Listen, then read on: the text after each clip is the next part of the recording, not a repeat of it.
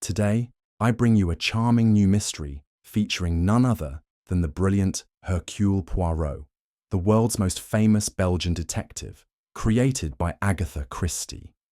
This case is filled with twists, clever clues, and Poirot's signature little grey cells at work. Make yourself comfortable, and let's unravel this elegant puzzle together. And if you'd like, leave a quick comment and tell me where you're joining from. It's always a pleasure to know where our little detective community is tuning in from. Now let's get started.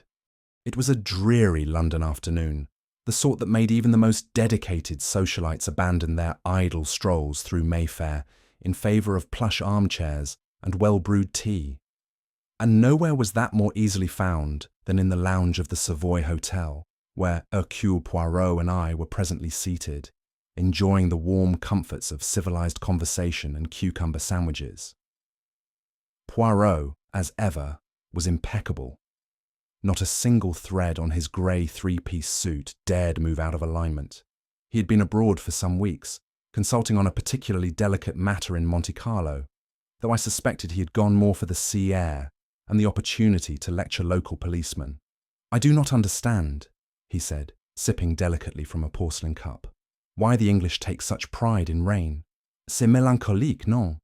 The sky cries and everyone applauds." I laughed. "You've hardly been back 2 hours and already you've insulted the weather, the tea, and the state of British shoelaces." "I merely observe, Hastings. The English are a people of peculiar habits, but one cannot deny," he added with a glance at the tiered cake stand, "they know how to construct a satisfactory scone."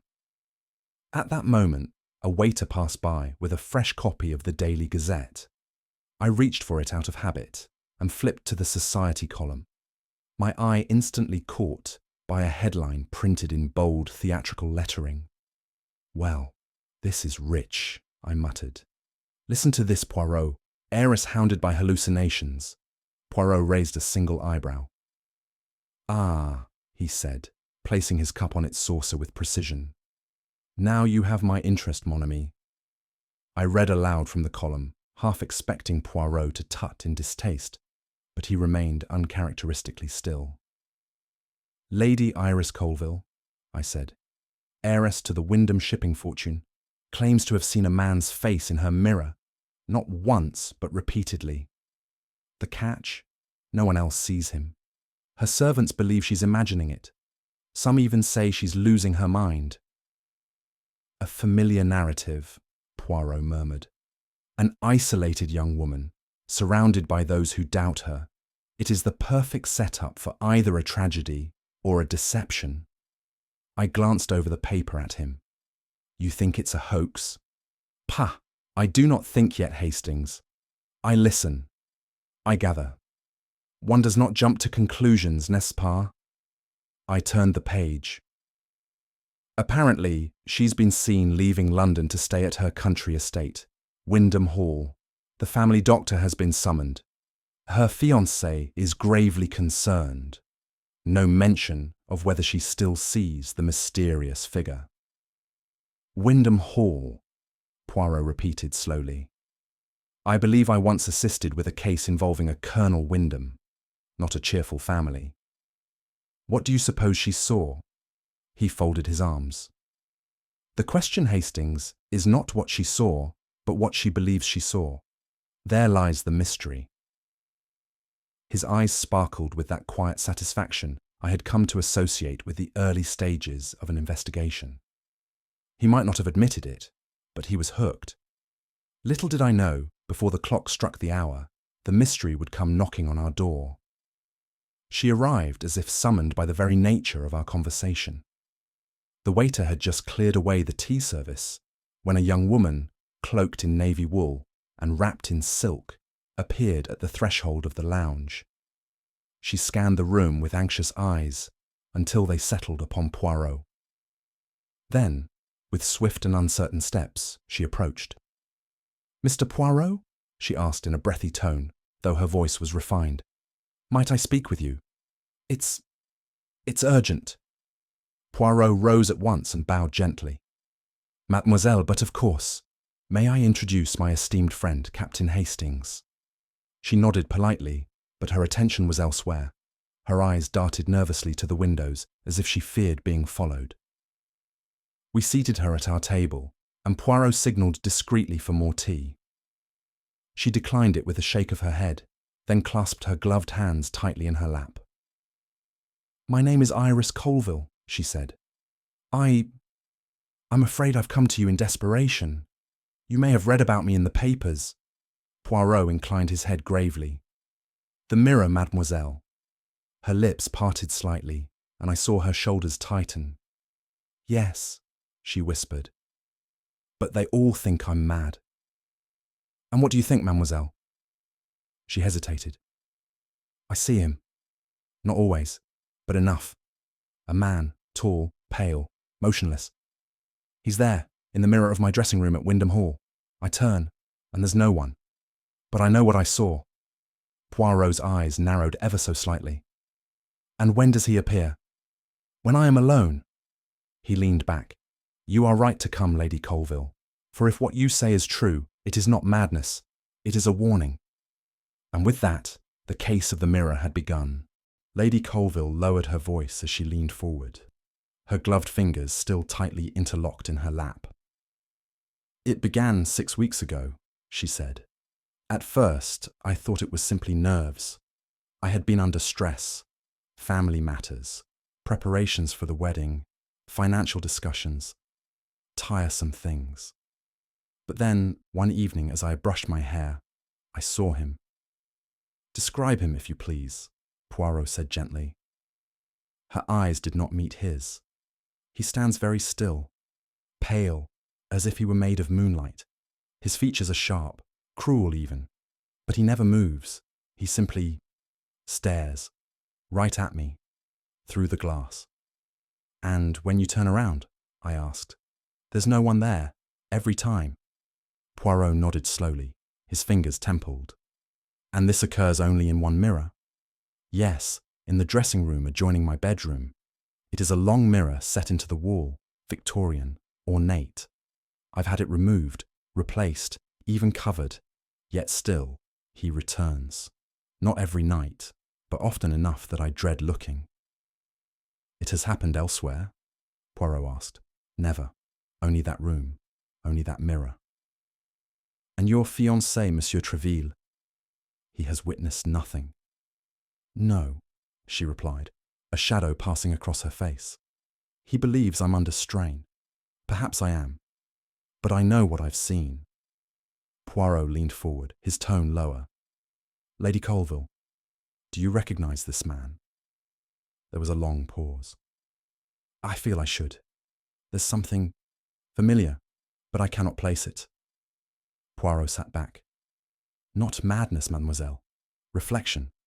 Of the mind, and perhaps of something more." I glanced at him. "You don't believe she's imagining it?" Poirot raised an eyebrow. "Mon ami, the mind may play tricks, but so too may those with reason to deceive." "I've asked the family doctor to visit," Lady Colville said, hesitating. "But I fear he'll do what they did to my mother, prescribe sedatives and call it nerves." "You believe your mother suffered something similar?" Poirot asked. "She saw things too," she replied. "Everyone thought she was mad. They locked her away until she died." There was a silence, heavy and uncomfortable. "You are wise to seek help elsewhere," Poirot said. "I shall accompany you to Windham Hall. We will look into your mirror together, yes?" She blinked. "You'll come?" "But of course," he said. "You are in distress, mademoiselle, and I do not believe in dismissing distress as delusion.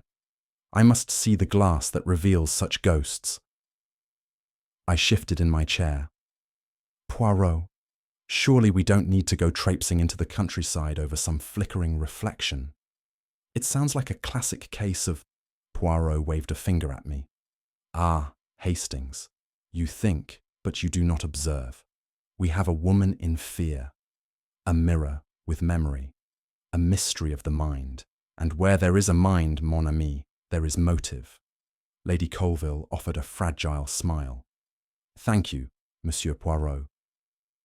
"You may expect us by tomorrow evening," he said grandly. and we shall see what secrets the mirror has kept.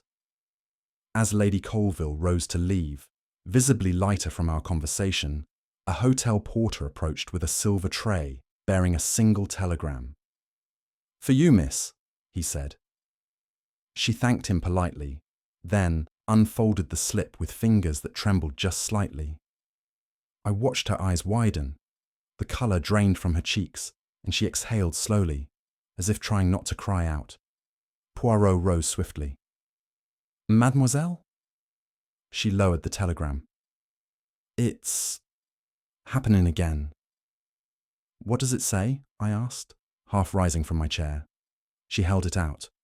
Written in clipped block letters were 5 simple words. "He is watching you again." Poirot's expression grew grave. "Who knew you were here?" he asked.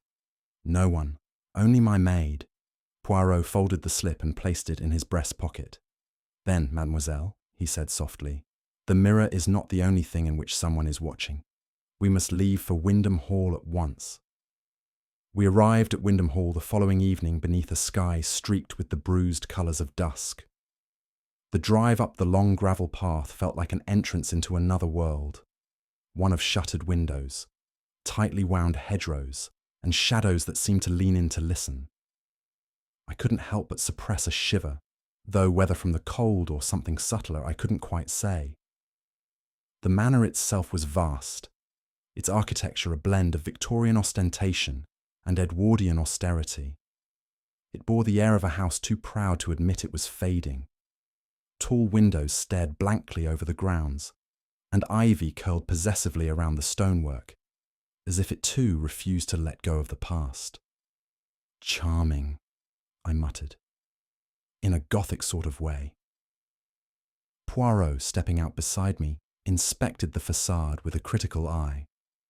It is a house that remembers Hastings, and perhaps a house that resents. We were greeted at the grand oak doors by a dour butler who introduced himself as Collins. He led us through a long hall lined with faded oil portraits and into a sitting room of heavy curtains and heavier silences.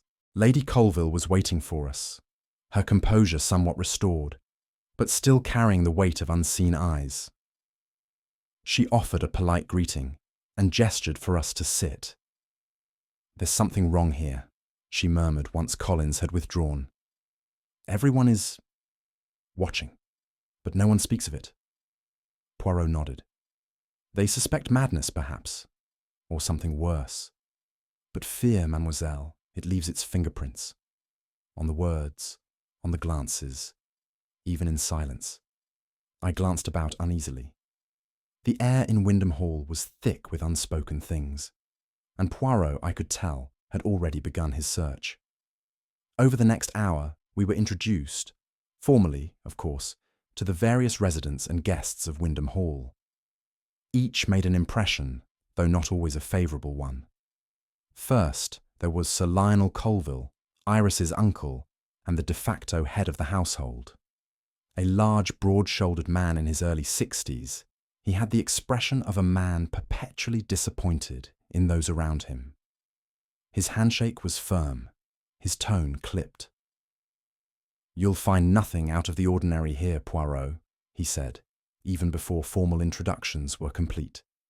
"My niece has been unwell, emotional. You understand?" Poirot merely inclined his head. "Ah, but of course. Though sometimes, monsieur, it is the house that makes the occupant unwell." Then there was Madeleine Gray, Iris's personal maid. A quiet, bird-like woman with eyes that darted more than they looked. She curtsied quickly and offered barely more than a whisper of greeting. "She's been with me since I was a girl," Iris said later. "She's loyal, I think." I noted the hesitation. Edward Treville, Iris's fiancé, was a man carved from marble. He was impeccably dressed, but cold in manner. His smile did not quite reach his eyes, and he spoke with the slow precision of someone carefully measuring each word. "Iris has been under strain," he said. "This vision of hers, it's likely nothing more than fatigue. You must understand the pressure of a public engagement, Monsieur Poirot. Poirot gave a small smile. Ah, yes, the pressure of the heart, and the weight of secrets, perhaps. Edward blinked but said nothing. Then came Dr. Felix Moreau, a slim, dark-haired gentleman introduced as a family friend and psychiatrist. His presence struck me as oddly convenient, though no one questioned it. He listened more than he spoke, and when he did speak, his French accent had a peculiar quality. Not Parisian, but something else. "You have met before?" Poirot asked with interest. "No," Dr. Moreau replied with a slight smile. "But I have read of your work, Monsieur Poirot. I am honoured to observe you." "Then observe closely, mon ami," Poirot murmured. Finally, there was Beatrice Lawson, a cousin of Iris's, who had once been tipped to inherit the Windham estate before Iris's unexpected prominence. She was all smiles and subtle barbs. "I do hope Iris recovers," she said sweetly. "These episodes are terribly inconvenient for everyone." Poirot raised an eyebrow but said nothing. I, for one, had seen cats show more sincerity. 5 individuals, 5 relationships to the victim, and, as Poirot would later say, 5 shadows cast by the same mirror. The dressing room was situated just beyond Lady Colville's bedroom, a softly lit chamber of ivory wallpaper, a French armoire, and velvet cushioned chairs. But the focal point, inescapable and dominating, was the mirror. It was tall and framed in gilt, set into the wall as though it had grown there, a grand old relic of an earlier century. Its surface gleamed without flaw, and yet it seemed to hold a quality I could only describe as watchful. Poirot approached with delicacy, like a priest nearing an altar. He examined the edges with a gloved finger, inspecting the wall's perimeter, the flooring beneath it, even the pattern of the wallpaper. He tapped the glass lightly, listening. "No trick hinges," he murmured. "No hollow recesses, no slats, no sliding panels. Très bien. And yet—" He stepped back.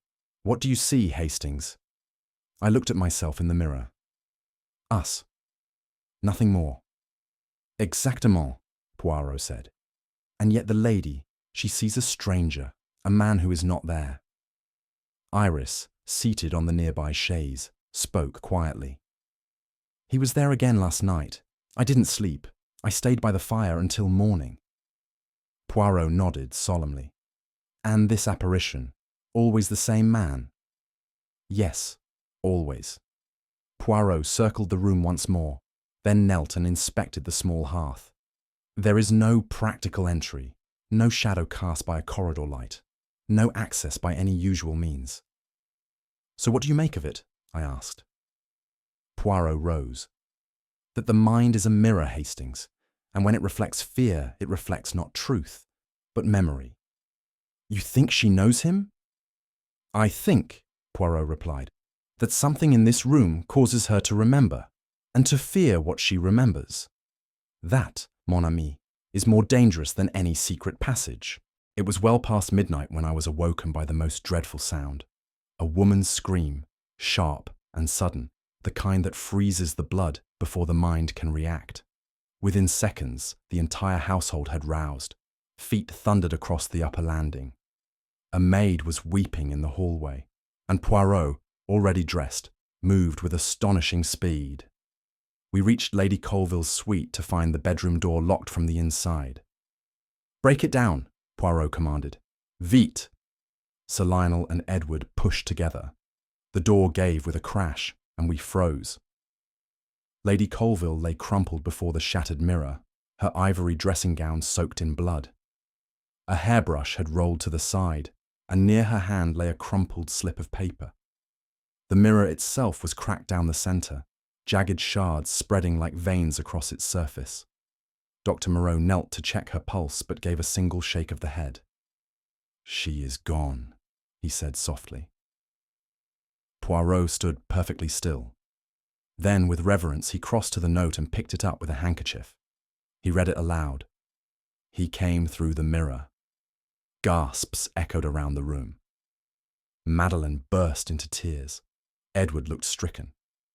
Sir Lionel turned away, muttering about madness.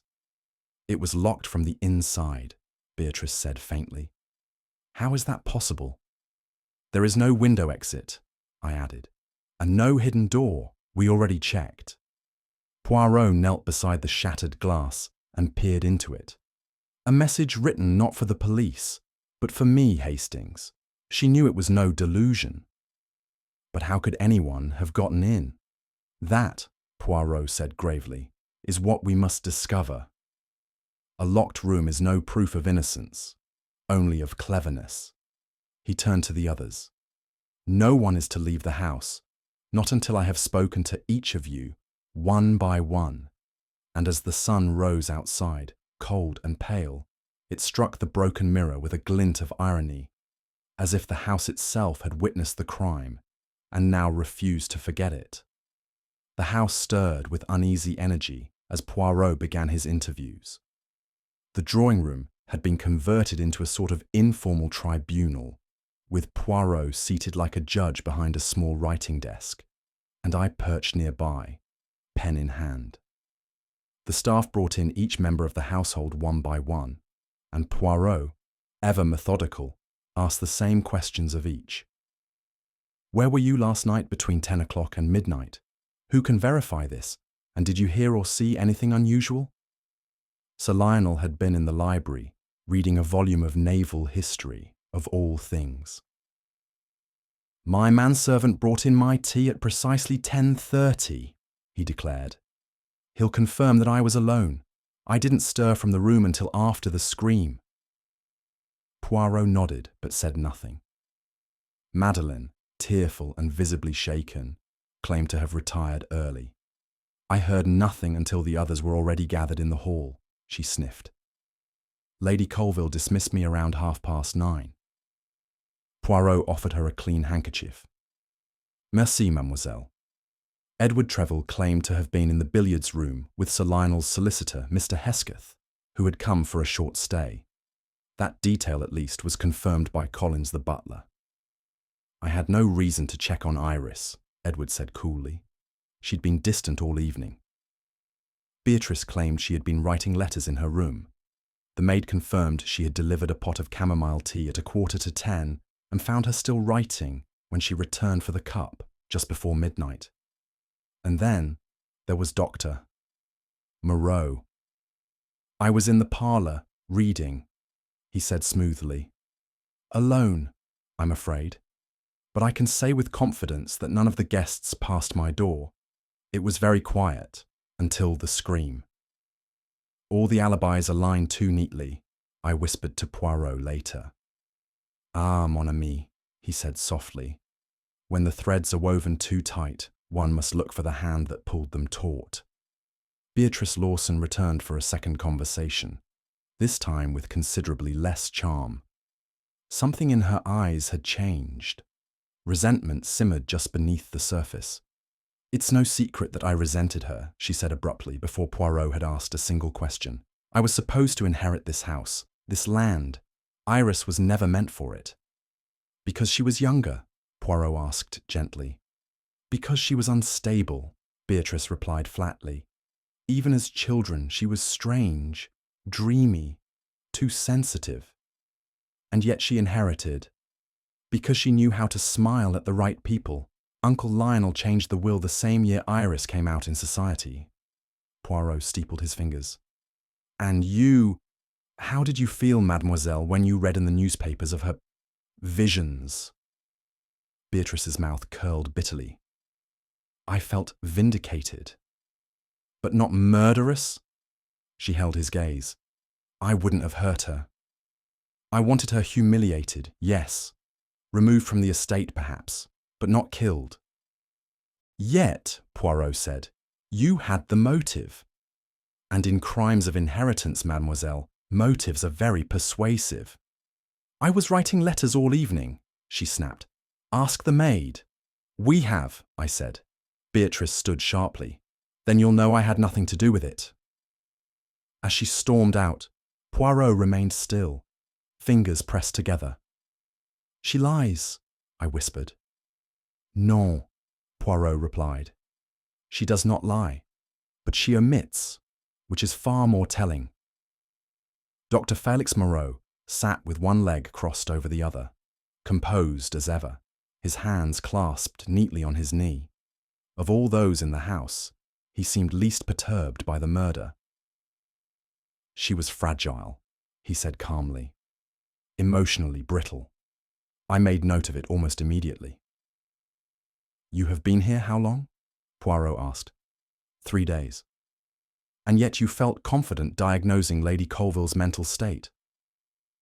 I am trained in patterns, he said. Behavioral cues. Lady Colville displayed signs of paranoia, hallucinations rooted in unresolved trauma. A textbook case. You believe her death was a suicide. She was found alone in a locked room, with a note suggesting hallucination. It would not be the first time such a thing has occurred.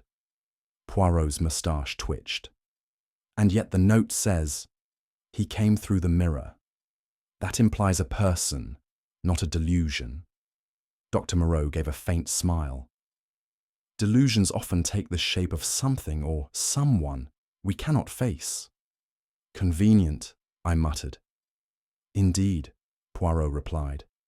And yet, Doctor, I find it strange that you were invited here with such haste. I was recommended by a mutual acquaintance of Sir Lionel.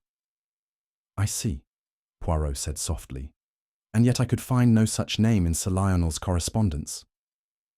Dr. Moreau's smile did not falter, but his fingers tightened ever so slightly on his knee. A small omission, he said. Easily clarified. Oui, Poirot murmured. But it is often the smallest omissions that hide the deepest truths. It was one of the younger housemaids, a timid thing named Elsie, who approached Hastings and me in the hallway that afternoon, clutching her apron and looking altogether as though she expected to be scolded. Sir, she whispered, I didn't say nothing earlier because I didn't want no trouble, but... I heard Lady Iris arguing. Arguing? I echoed. With whom? With Mr. Treville, sir. Late, just after 10 o'clock, in her dressing room. Poirot, who had appeared behind me like a ghost, nodded encouragingly. What did you hear, mademoiselle? Voices, raised. I couldn't make out much, just her saying something about you'll regret this, and him saying she was hysterical. Poirot's gaze darkened. Merci, that is most helpful. He turned to me as she fled. Let us pay a visit to the dressing room, eh, Hastings? The room had not been touched since the morning. The broken mirror had been carefully covered with a cloth by the staff. Poirot, however, was uninterested in the glass this time. Instead, he knelt by the edge of the hearth and began tapping along the skirting board.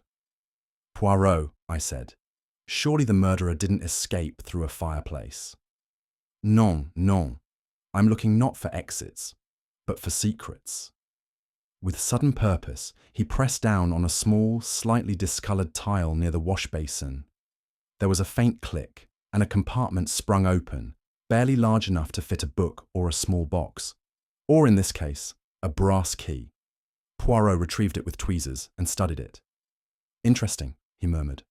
A key to what? That we must determine. But notice, there is no dust. It was hidden recently.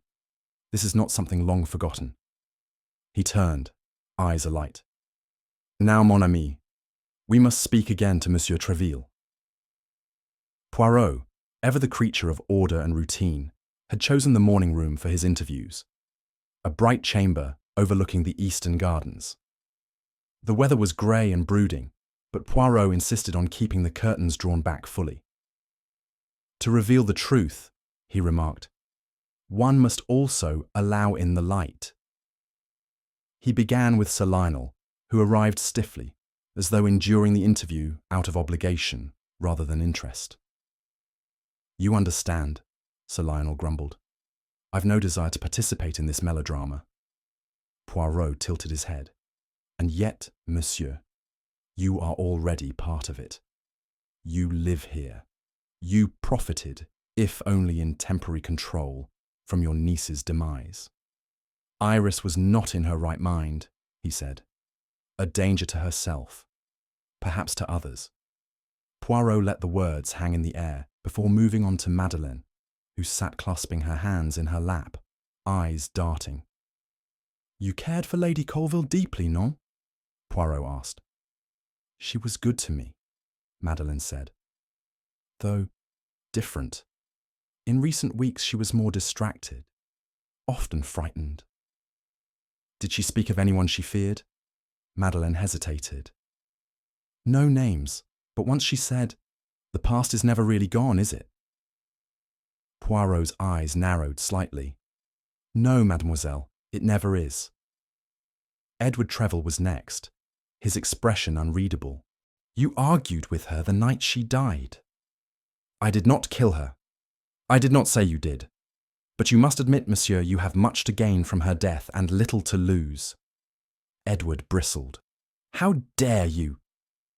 But Poirot was already noting down something in his little book. Dr. Moreau entered with a half smile, seeming entirely at ease. You study the mind, yes? Poirot asked. Then tell me, can guilt manifest in silence? Of course, the doctor replied, but so can innocence. And deception? Moreau only smiled. That too. Poirot thanked him and nodded toward the door. When Beatrice entered, she wasted no time. I know what you're doing, she snapped, trying to find guilt in everyone. Ah, but I look not for guilt, Poirot replied serenely. I look for truth, and truth, mademoiselle, leaves fingerprints where guilt leaves gloves. It was during a second walk-through of the library that Poirot began to murmur to himself, tapping the spines of books with the tip of his cane. Odd, Hastings, he said quietly. Do you recall what Sir Lionel claimed? He said Edward was with Mr. Hesketh here in the library from just after dinner until the scream, I replied. Poirot nodded. And yet look.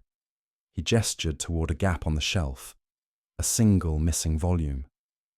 Volume 2 of Naval Battles of the Empire, he said. It was here yesterday. I remember because Sir Lionel quoted from it. You think someone took it? Non, I think someone hid it. Come. He led me back to Iris's dressing room.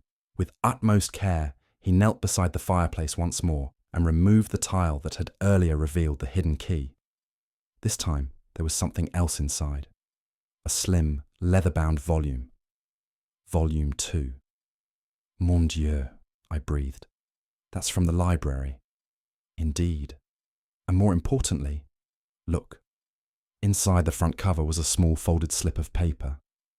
On it, in Iris's hand, was scrawled, If anything happens to me, find this. Poirot's expression was grave. She hid it, which means she feared someone would try to keep it from others. Now, Hastings, we ask, who knew this book was missing? Who needed it to disappear? Edward? I ventured. Poirot smiled thinly. Let us just say, mon ami, the story told by Monsieur Treville, of billiards and small talk, is as hollow as that compartment.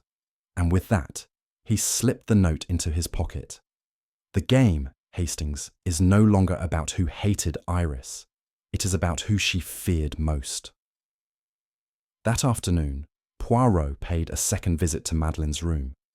The maid was out, attending to linens, which suited Poirot just fine. He began with a slow inspection of her writing desk, pausing only at a small metal waste bin tucked beneath it.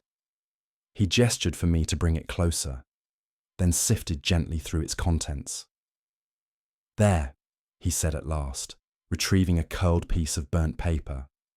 At first, I saw nothing of interest, but as Poirot flattened it, a partial image emerged. A face, male, partially singed away, but unmistakably not Edward Treville. The angle suggested intimacy, a photograph taken at close range. The arm around Iris's shoulders was clear, as was her expression, smiling, relaxed, trusting. This man, Poirot murmured, is not her fiancé. You think she was involved with someone else? I asked. Or had been. And she wanted to forget. Perhaps he did not. He examined the edge of the photograph. This was destroyed recently. The paper is crisp, not curled by age. We turned as Madeleine re-entered, stopping short when she saw the photograph. "That's private," she said sharply. Poirot raised an eyebrow. "So you recognize it?" She said nothing. "Who is he, mademoiselle?" She swallowed hard. "I don't know his name. I found it in her drawer, months ago. I burned it because I thought it might cause trouble with Mr. Treville." "Or because he had returned?" Poirot asked softly. Her lips trembled, but she said no more. Poirot nodded. "You are loyal, that much is clear. But sometimes, mademoiselle, secrets kept in kindness pave the road to tragedy." As we left, he whispered, "The shadow in the mirror, Hastings. It may have a name. And we are close to finding it." Poirot always did his finest thinking after a walk. That afternoon, having circled the estate gardens twice, he returned with his moustache slightly ruffled and a gleam in his eye, a gleam I had learned to associate with the uncovering of something decidedly unpleasant. We returned to the drawing room where Sir Lionel was enjoying a sherry. Poirot didn't hesitate. "Sir Lionel," he said crisply, "may I impose on you for a few questions regarding the estate?" The older man sighed. "If you must." Poirot withdrew a folded document from his breast pocket. "This," he said, placing it on the table, "is a copy of Lady Colville's trust agreement, specifically the clause concerning your role as executor." Sir Lionel stiffened. Should she have been declared mentally unfit, control of her financial affairs would pass, temporarily of course, to you, Poirot said mildly. "And if she were to die unmarried and without legal heirs?" "The estate reverts to me," Sir Lionel said sharply. "Yes, that's how it was structured. I did not draft the document. Iris's father did. I simply honoured it." Poirot nodded slowly. "So, to summarise, had Lady Iris been declared mad, or had she died, you would stand to regain what you had once presumed yours." Sir Lionel stood. "Are you accusing me, sir?" "Non, non," Poirot replied with a calm wave of the hand. "I merely point out the peculiar alignment of your interest in both her mental state and her unfortunate demise." "I resent the implication." "I do not imply, Sir Lionel. I observe. And what I observe is this. You were the first to label her unstable. You hired the doctor. You insisted she be watched closely. It is a curious pattern." Sir Lionel's hands clenched at his sides. "Iris was losing control," he said. "I only did what was necessary to preserve the family name." Poirot's gaze narrowed. "Sometimes, monsieur, the name is preserved, but the honour is lost." He turned away, leaving Sir Lionel staring at the floor, red-faced and tight-lipped. As we stepped out, Poirot murmured to me, "He is no murderer, Hastings. But he's not innocent either. Greed, it clouds judgment, even when the dagger is not in one's hand." We had begun to gather quite the collection of facts, suspicions, and fragments of truth, but it was Poirot's natural instinct to examine what was not said. And that afternoon, he turned his attention fully to Dr. Felix Moreau. "Tell me, Hastings," he said over tea, "what do we know of this doctor?" "French, a psychiatrist, supposedly a friend of the family," I recited dutifully. "Supposedly?" Poirot echoed. "But does he practice in Paris? Marseille? Toulouse? Has he published? Where does he keep an office?" "I haven't a clue," I admitted. Poirot reached into a drawer and produced a telegram. "I sent a request to the French Medical Council," he said. "A routine inquiry, and their response arrived this morning." He opened the message and handed it to me. "No record found of Dr. Felix Moreau, no license issued under this name." "Well," I said, lowering the paper, "that rather settles it, doesn't it?" "Ah," Poirot said, smiling with satisfaction. But we do not stop there. We confronted Dr. Moreau in the parlour after dinner. He stood near the fireplace, glass of brandy in hand, his eyes sharp. "Dr. Moreau," Poirot began. "Forgive my intrusion, but I must ask, where did you study?" "Paris," he replied instantly. "Sorbonne." "Interesting. And your license number?" Moreau blinked, then chuckled. "I hardly keep that memorized, Monsieur Poirot." "Ah, and yet, the medical council remembers no one of your name." There was a pause, a very long pause.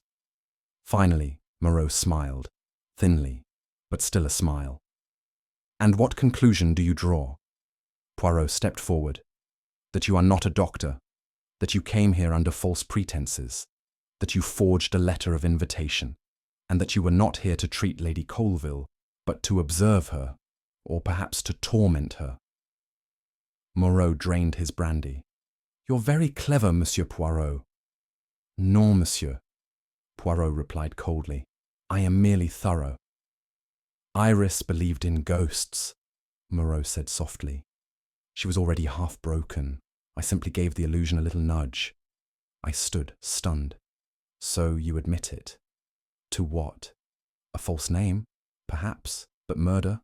No, no, that would be too crude for me." Poirot's eyes gleamed. "Oui, monsieur. Too crude, and yet perfectly calculated." Moreau bowed slightly. "Prove it." Poirot only smiled. "Oh, I shall, in time." It was late in the evening when Poirot asked for Beatrice again.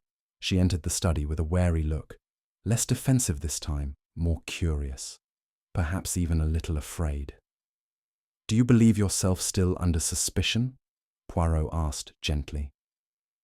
"I don't know," she replied. "You seem to suspect everyone." "That, mademoiselle, is the method." He gestured toward the chair. "Tell me again of your evening.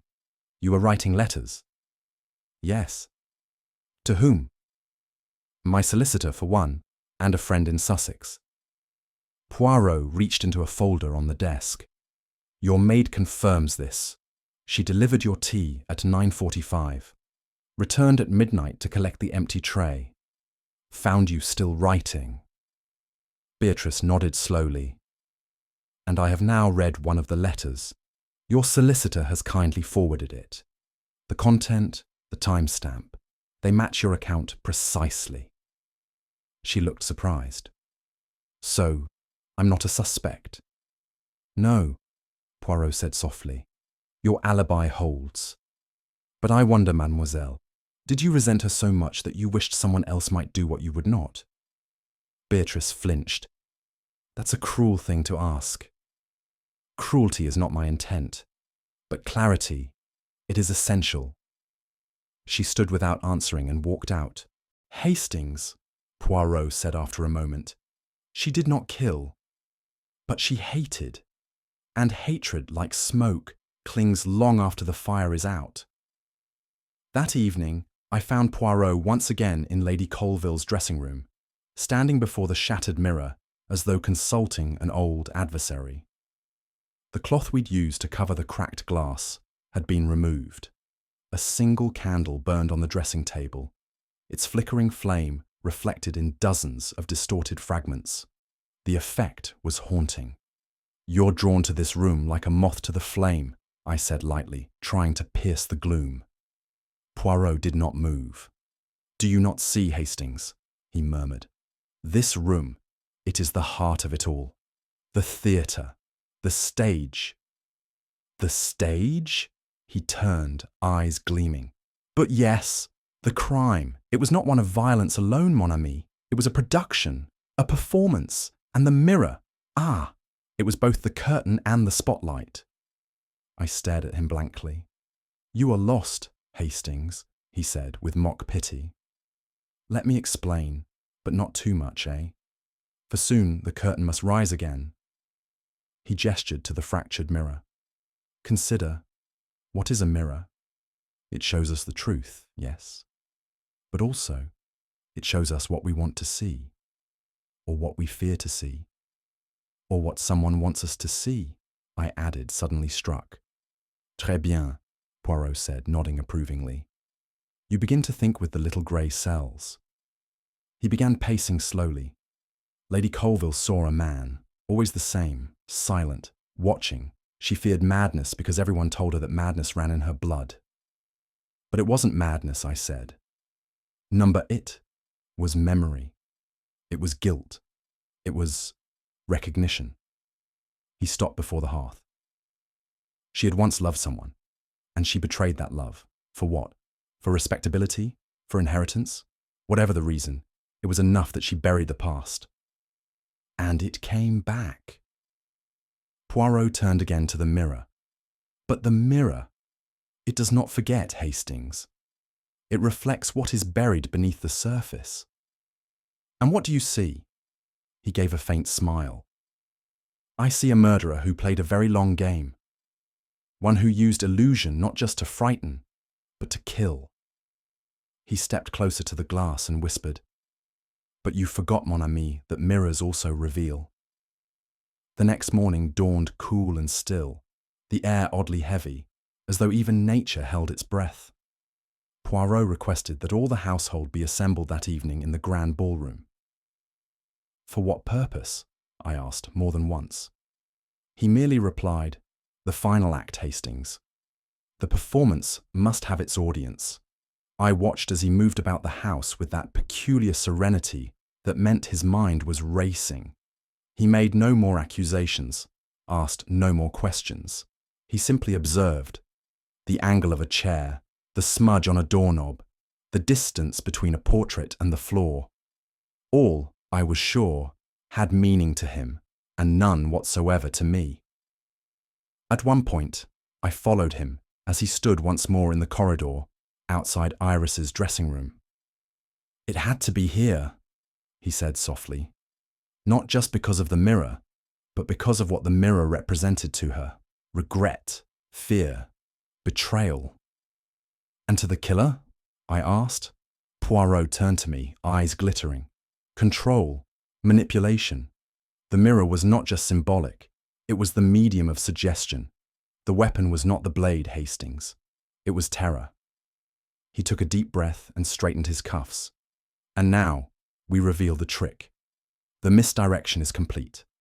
The audience has gasped. They have doubted. They have guessed wrongly. He looked pleased. And now they shall learn the truth.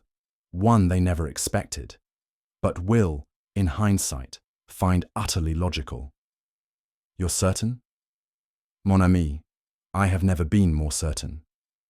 And the killer will be unmasked not by evidence, Poirot said, but by motive, by psychology, and by one final revelation. He paused. Tonight, the mirror shall break again, but this time, it will show us everything. The ballroom at Windham Hall was a room meant for elegance.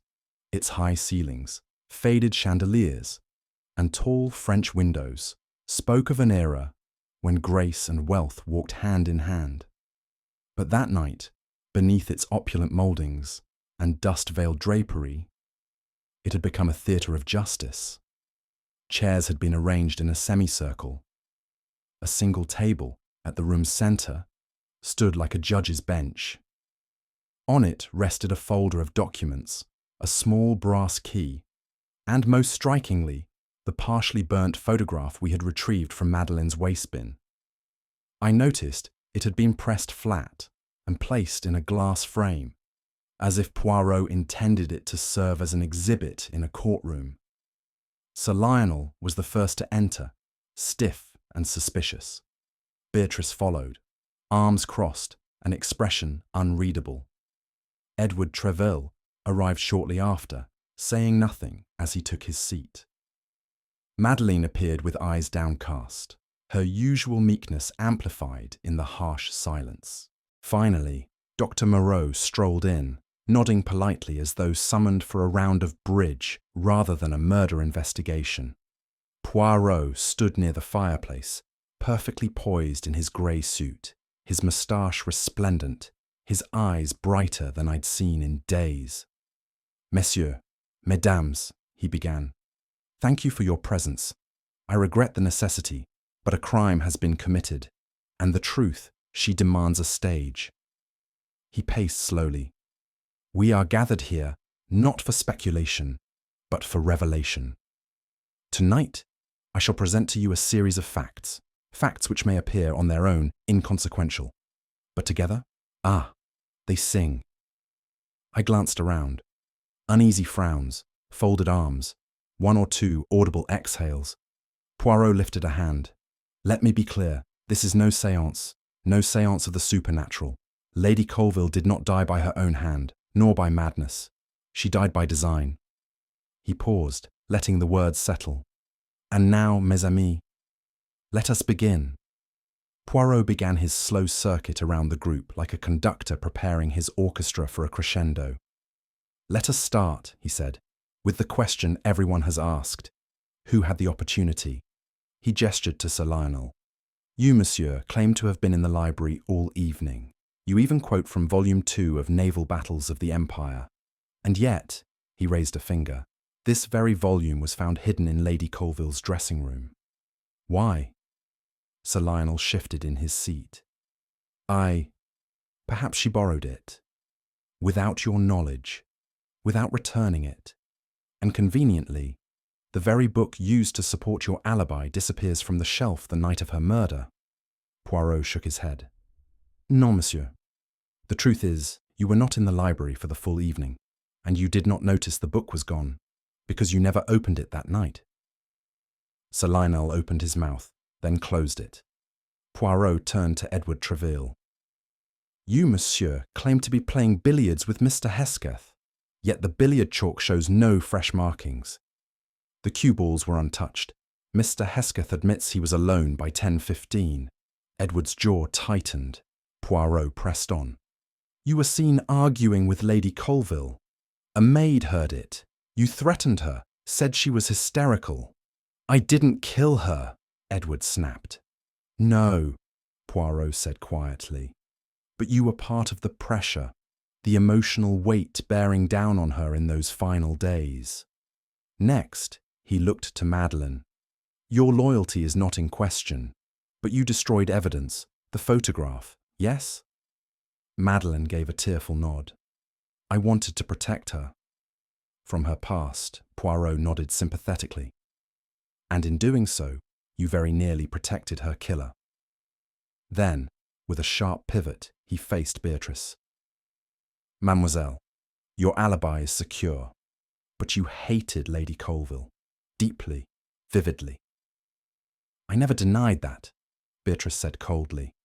Non, and your hatred gave others justification. You provided motive, even if not the means. He swept his gaze across the room. Each of you contributed a thread, but only one person wove the tapestry. And with that, Poirot stepped toward Dr. Moreau. Which brings us finally to you, Monsieur le Docteur. Poirot paused before Beatrice, his expression unreadable. You have, mademoiselle, one of the strongest motives among those present. Beatrice lifted her chin defiantly. She took what was mine. Indeed, Poirot said, clasping his hands. The estate, the attention, even the inheritance that once you believed would belong to you. I would have been a better mistress of Windham Hall, she said bitterly. I wouldn't have seen ghosts in the mirror. Poirot inclined his head. Yes, that contempt. It drips from your every word. And yet... He turned slowly, addressing the room. Mademoiselle Lawson has an alibi that holds. It has been corroborated by the maid. Her letters, time-stamped. Her words, consistent. Her behaviour, though bitter, is logical. He turned back to Beatrice. You hated her, yes, but hatred does not make a murderer. It merely makes a witness to opportunity. Beatrice said nothing, her eyes locked on the floor. Poirot continued. You wished her ruined, not dead, and yet your resentment created an atmosphere of distrust, one our killer manipulated with precision. Beatrice gave a soft, hollow laugh. Then I suppose I'm guilty by emotion. Poirot gave a short bow, as we all are at times. He turned to me then, as though closing a file in his mind. She provided the darkness in which someone else hid the dagger. And with that, he returned to centre stage, his sights now firmly fixed on the man who had not flinched once, Dr. Moreau. Poirot turned, ever so slowly, to Edward Treville. "Monsieur," he said, voice soft but cutting, "you have been most careful in your answers, polished, respectful, but they lack, how shall we say, the warmth of love." Edward's jaw tensed. "I cared for Iris." "Cared, yes, but love, monsieur, that I do not see." Edward said nothing. Poirot stepped closer. "You were engaged to a woman who was, as you saw it, unstable. You dismissed her fears. You called her hysterical when she sought help." "She was imagining things," Edward muttered. "Was she?" Poirot arched an eyebrow. Or was she trying to confess something she could not bring herself to name? He placed the framed photograph gently on the table. "This," he said, "was burned by Madeleine. But I believe you knew of its existence and its significance." Edward stared at it without recognition. "She had a past, monsieur, a man she once loved, perhaps more than she ever loved you." Edward's composure finally cracked. "She betrayed me before we even wed. She was going to marry me, and yet she still clung to some ghost from before." Poirot's eyes narrowed. "Ah," he said softly. "And there it is, the jealousy, the wounded pride." "I had every right." "You had every motive," Poirot agreed, "but not the mind for murder. Your lies were clumsy, your actions reactive. Non, Monsieur Treville, you are not the killer. You are merely a man who mistook possession for affection." Edward slumped slightly in his chair. "And that," Poirot added, "made you the perfect distraction, a red herring, planted not by design, but by your own ego." Sir Lionel sat ramrod straight, as though trying to will away the sweat forming at his temple. Poirot approached him last among the suspects not yet named. "Sir Lionel," he said crisply, "you have told us that your actions were taken out of concern for Lady Colville, that you summoned a doctor, that you attempted to restore order." "I did what I thought best," he replied. "And yet," Poirot said, laying down a folded document, "your correspondence with your solicitor reveals something rather troubling." Sir Lionel didn't reach for it. "You've been reading my private letters?" "Mais oui, monsieur, with permission, I might add." Poirot's voice softened, though his words did not. "You were making inquiries into the terms of Lady Colville's trust. You were preparing, in the event she be deemed unfit, to petition for financial guardianship. That is not the action of a grieving uncle, but a calculating one." Sir Lionel leaned forward, his voice cold. "I was protecting the estate." "You were protecting your interest in the estate." Poirot walked behind him slowly. "And I suspect, when you heard of her visions, her hallucinations, you saw an opportunity, the perfect blend of family shame and legal cause. But then she sought help. Not from you. Not from a doctor you approved, but from me." Poirot's voice was sharper now. "That ruined everything. And so, perhaps you considered speeding matters along." Sir Lionel stood abruptly. "Now see here." Poirot raised a hand. "But no, monsieur. You are not a man of action. You are a man who waits for things to fall into your lap. You nudged her toward instability. But when the murder happened, you were as shocked as anyone." Poirot's tone softened again. "You are a man of quiet schemes, not deadly ones. Your guilt is real, but it is one of apathy, not blood." Sir Lionel sat down slowly, and Poirot added, with a small shrug, "You are the kind of man who watches the train approach, and only later wonders why he did not call out." Poirot turned at last to the figure seated nearest the door. Madeleine Grey, her shoulders hunched, her eyes fixed on the floor.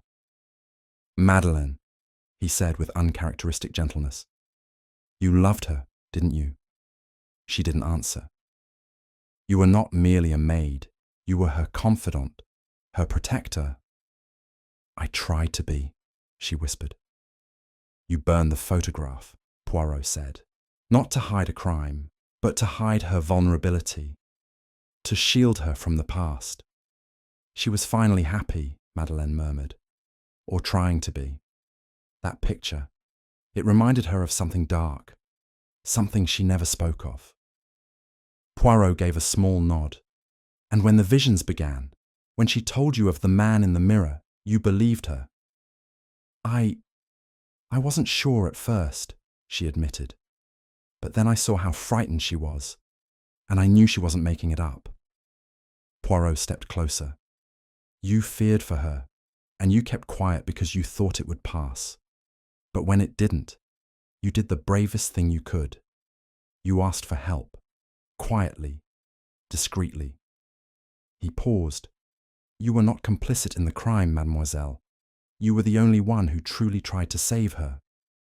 A tear slid down her cheek. Poirot turned to the others. "She is innocent," he said simply, "and more than that, she is the only one in this room who acted out of love." The room had gone silent. Poirot turned finally to the man who had spoken the least, Dr. Felix Moreau, seated in the furthest chair, legs crossed, arms relaxed, as if the drama playing out before him were no more than an amateur play. But Poirot's eyes were fixed, like a lens locking into place. "Dr. Moreau," he said slowly, "you have been patient, observant, so very quiet." Moreau inclined his head. "In my line of work, silence often reveals more than speech." "Ah," Poirot smiled thinly. "But silence can also be used as camouflage." He stepped closer. "You arrived with forged credentials. You were never summoned by Sir Lionel. You offered no professional documentation, and the French Medical Council has never heard of you." Moreau said nothing. His expression was neutral. "You have moved among us with the confidence of a man in control of his surroundings. You played the role of the helpful observer, yet you planted seeds of doubt about Lady Colville's mental state. You reinforced the idea that she was unstable." Poirot took a step closer. "You did not treat her. You studied her, manipulated her." Still no reaction. The others watched, rigid with anticipation. "But who are you, truly?" Poirot asked. There was a flicker, barely perceptible. Poirot smiled. "Ah, there, at last, a ripple in the mask." He gestured toward the photograph on the table. "She once loved a man who disappeared in a boating accident, a tragedy, but the body was never recovered. His name, that she never shared. But his face," he tapped the glass frame. "This photograph, partially burned, survived just enough to show a fragment of the man Iris feared, the man who appeared in her mirror." He turned to Moreau. "You did not just deceive Iris. You became her ghost." The colour in Moreau's face began to shift. Poirot folded his hands behind his back. "You are no doctor, monsieur. You are a phantom returned from the past, with vengeance in your heart." There was a collective intake of breath. Even Hastings beside me leaned forward slightly, eyes wide. Poirot's voice softened. "The man in the mirror, he was not imagined. He was remembered." He turned to the others. "Iris Colville once eloped. A scandal. She returned home weeks later, subdued and silent. Her family hushed the affair. The man, presumed drowned, was said to have been lost in a boating accident. A convenient story, one never questioned." Poirot faced Moreau again. "But you, monsieur, did not die. You vanished. And in vanishing, you began your transformation." He paced slowly now, hands behind his back. "You studied the human mind, psychology, hypnotic suggestion. You learned how to plant ideas without words. You became someone new, someone respectable, someone perfectly placed to re-enter her life when the time was right. Poirot stopped and tapped his temple. But she knew, not consciously. But something in her, the heart perhaps, recognized you. The mirror did not show a stranger. It showed a man she had once loved and had betrayed. Moreau's hands twitched in his lap. You crafted her visions, didn't you? You timed your appearances. You used suggestion, positioning, perhaps even light trickery. Nothing elaborate, only what her fragile state would allow. You turned her fear into obsession. You used her memory as a weapon. Poirot's voice rose slightly, dramatic now. And then, when she was weakened, isolated, desperate, you struck. But not with poison or pistol. Non, monsieur. That would be too simple. He pointed toward the shattered mirror. You used her belief. You used the symbol of her fear. You killed her in the room where her dread had taken root. And to all others, it appeared as madness. Poirot turned to the stunned guests. It was not madness.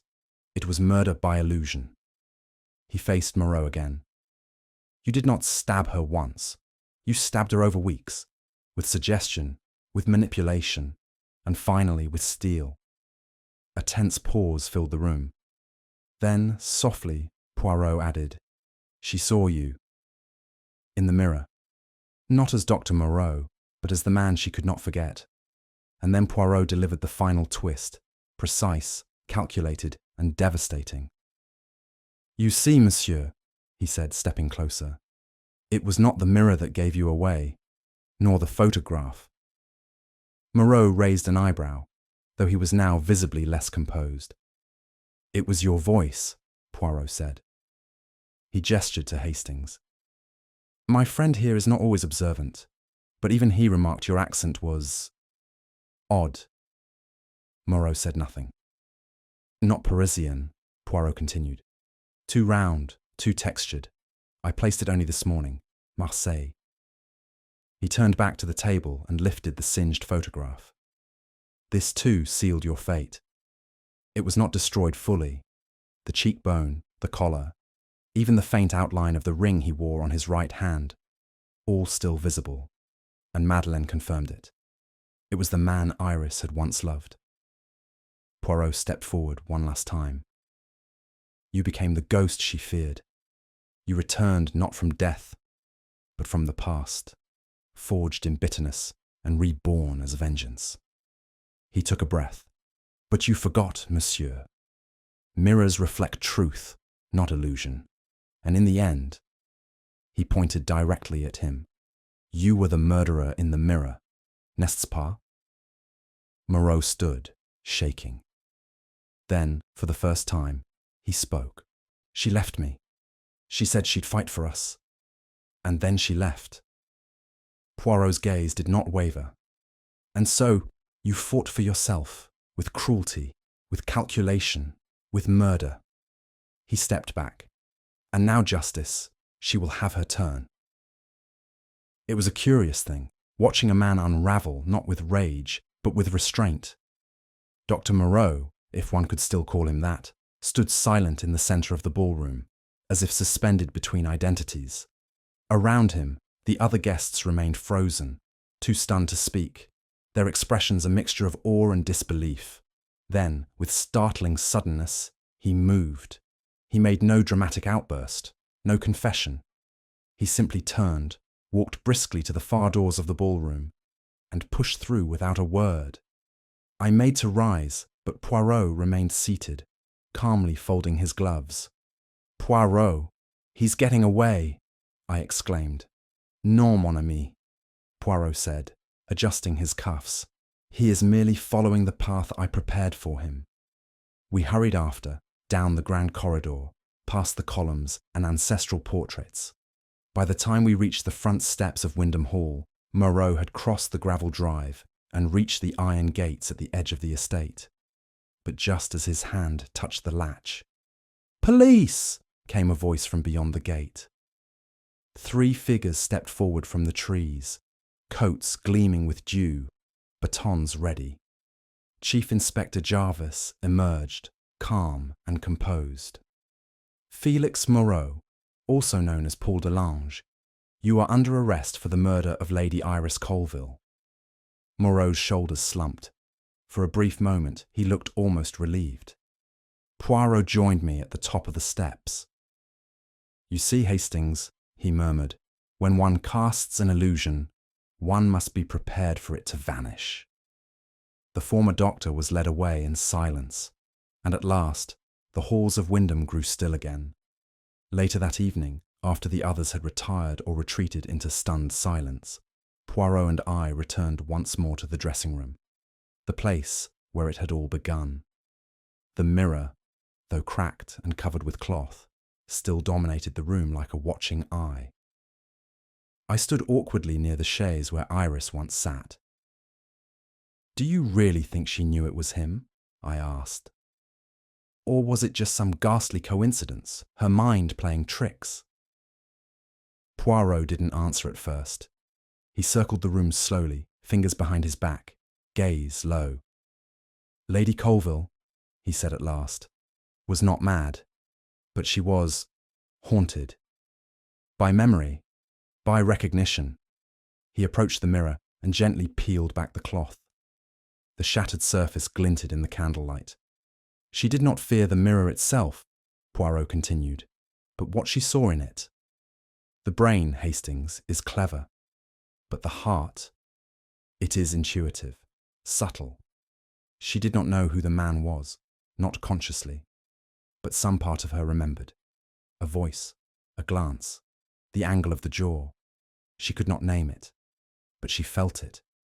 He tapped the glass lightly with one finger. And that, mon ami, is why she was afraid. Not because she thought she was losing her mind, but because something deep within whispered that she was not.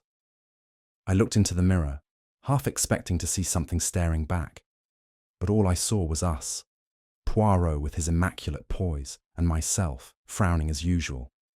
She recognized him, I murmured. Poirot gave a small nod. In the only way the heart knows, through fear. And yet she said nothing. She said everything, Poirot corrected, in fragments, in hesitation, in that final note. He looked to the floor where the message had once lain. He came through the mirror. The next morning dawned cool and clear, as though nature itself had drawn a long breath after the storm. Poirot and I stood in the garden, overlooking the grey, sculpted hedges of Windham Hall. Somewhere in the distance, a constable was escorting a witness to the gate. The case was closed, and yet I felt no triumph. She didn't deserve that end, I said aloud, haunted, alone, afraid of something she couldn't explain.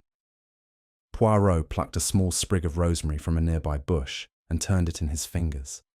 No, he said softly, she did not. But why didn't she say it outright? Why didn't she scream his name the moment she recognized him? Poirot smiled sadly. Because, mon ami, the mind is proud. It will invent 100 explanations before it admits that the heart has seen the truth.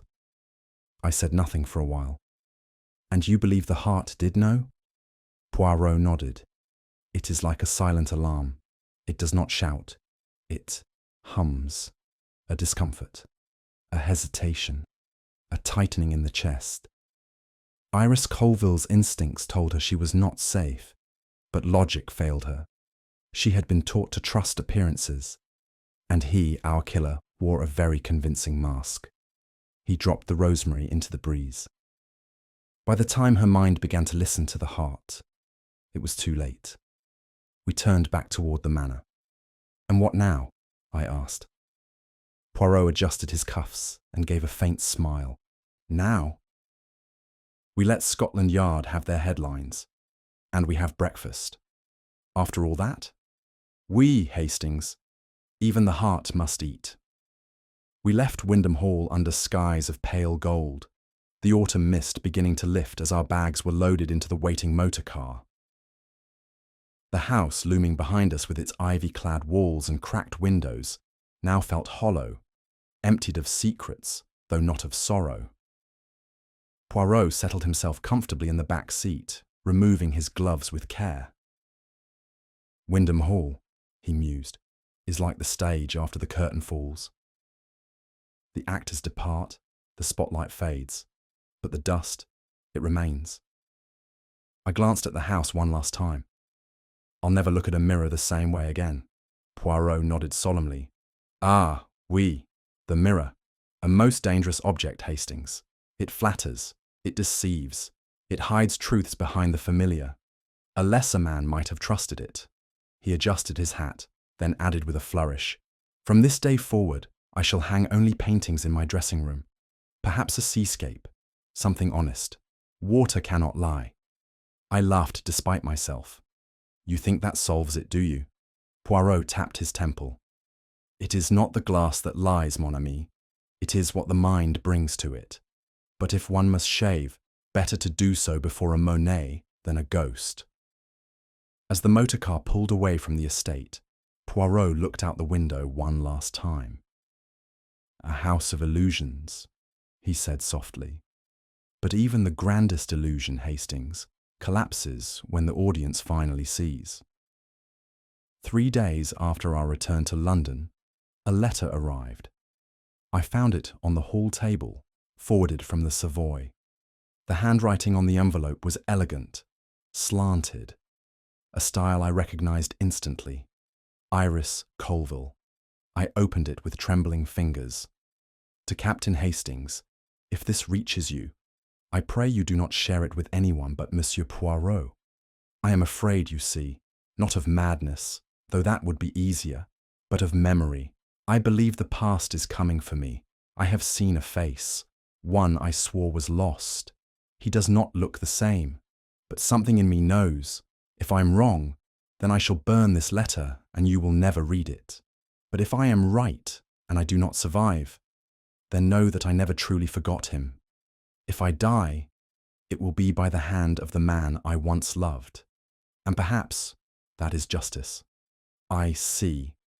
I sat with the letter for a long while, the words burning into me like cold flame. When I finally handed it to Poirot, he read it in silence. No change in expression, no triumphant smirk, only a long, slow exhale. "She knew," he said softly. "Not with her mind, but with her soul. And still, she let it happen." "Non," Poirot replied, folding the letter carefully. "She called for help, in the only way she knew how. With fear, with whispers, with mirrors." He placed the letter in his inner pocket. "The tragedy, Hastings, is not that she saw him coming.